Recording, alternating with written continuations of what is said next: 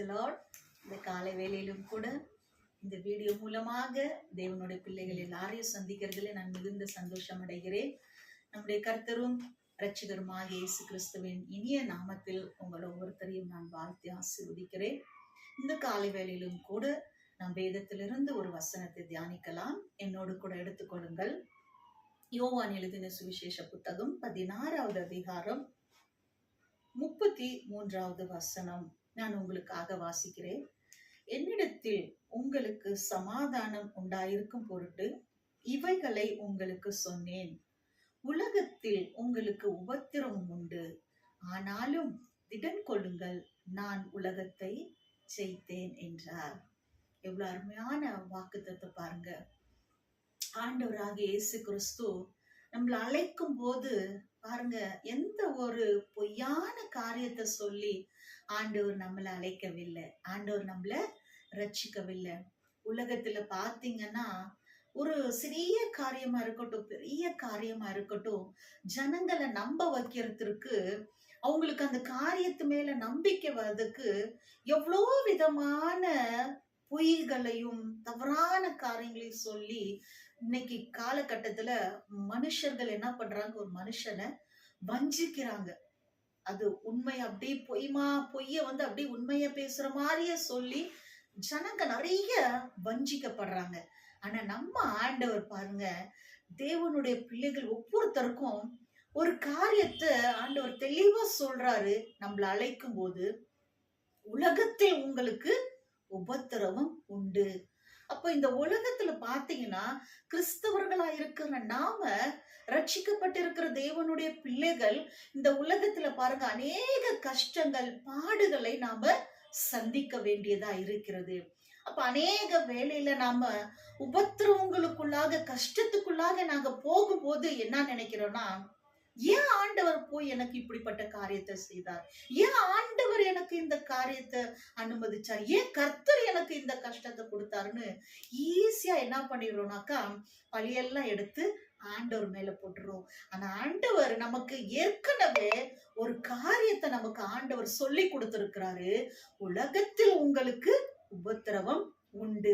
ஆனா உலகத்துல உபத்திரம் உண்டு மகனே மகளே, நீ அப்படியேதான் இந்த கிறிஸ்தவ வாழ்க்கைய நீ வாழணும், உபத்திரவத்திலே தான் உன் வாழ்க்கை எண்டாகும் அப்படி ஆண்டவர் ஒரு நாளும் ஆண்டவர் நமக்கு சொல்லவே இல்லை.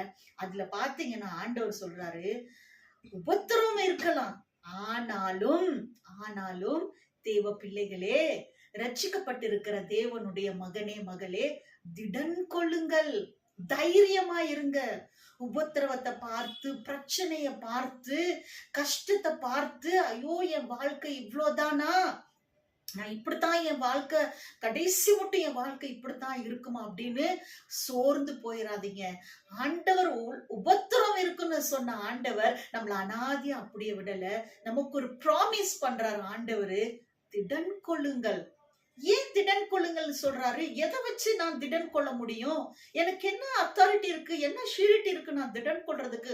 உபத்திரவத்தின் மத்தியில, கஷ்டத்தின் பாதையில எப்படி ஆண்டவர் என்னால திடன் கொள்ள முடியும்? என்னுடைய கஷ்டம், என்னுடைய துக்கம் பார்த்தீங்கன்னா இவ்வளவு பெருசா இருக்கிறே, அது மத்தியில நான் எப்படி ஆண்டவரை திடனா இருக்க முடியும்?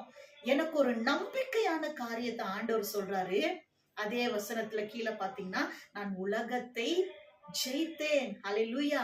ஆண்டவர் சொல்றாரு, உலகத்துல மகளே உனக்கு உபத்திரவம் இருக்கலாம், பாடி இருக்கலாம், ஆனா நீ திடன் கொள்ளு. உன்னை திடன் கொள்ளு. ஏன் உனக்கு அவ்வளவு தைரியமா நான் சொல்றேன்னா, உலகத்தை நான் ஜெயித்திருக்கிறேன். அந்த உலகத்தை ஜெயித்த ஆண்டவர் உலகத்திலே பாடுகளையும் கஷ்டத்தையும் மனுஷனுடைய எல்லா வேதனைகளையும் சுமந்து தீர்த்த அந்த உலகத்தின் காரியங்களை ஜெயித்த இயேசு கிறிஸ்து சொல்றாரு, நான் உலகத்தை ஜெயித்தேன். அந்த ஜெயித்த தேவன் சொல்றாரு, அவர் எங்கேயோ இல்ல, உனக்குள்ளதான் இருக்கிறார். ஆமென்.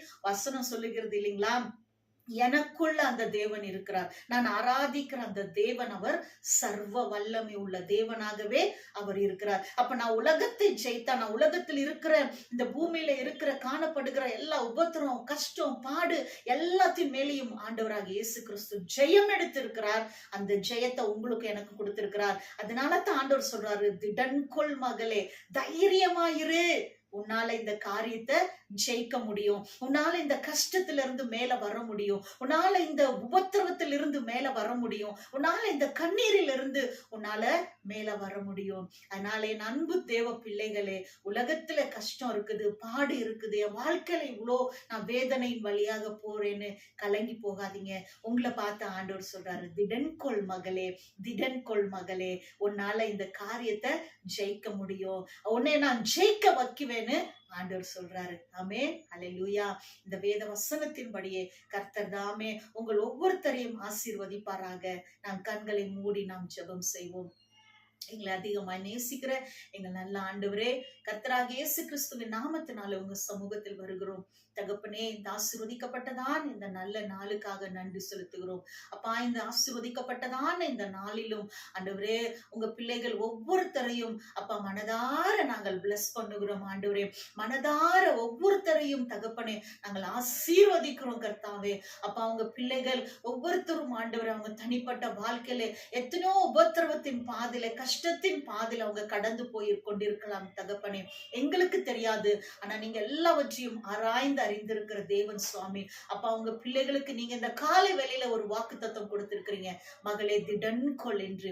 அப்பா, நீங்க திடன் கொள் என்று சொல்லும் போதே அப்பா உங்க பிள்ளைகளை அந்த காரியத்திலிருந்து நீங்க விடுவித்து ஆசீர்வதிக்க வல்லவரா இருக்கிறீங்க சுவாமி. இந்த நாளிலும் தகப்பனே, அப்பா உங்க பிள்ளைகள் செய்கிற எல்லா காரியத்திலும் கர்த்தர் ஒரு ஜெயத்தையும் வெற்றியும் தந்து நீங்க ஆசீர்வதிக்கும்படியாக நாங்கள் செபிக்கிறோம். கர்த்தாவே, ஒவ்வொருத்தரையும் இயேசுவின் நாமத்தினாலே அப்பா குடும்பத்திலே ஆண்டவரே அப்பா பெரியவர்கள் இருந்து சிறு பிள்ளைகள் வரைக்கும் ஒவ்வொருத்தரையும் நாங்கள் பேர் பேராக ஆசீர்வதிக்கிறோம். தகப்பனே, ஆசீர்வதிங்க, பலப்படுத்துங்க, நன்மைகளால நிரப்புங்க.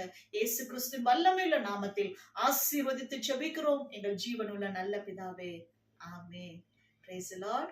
God bless you all.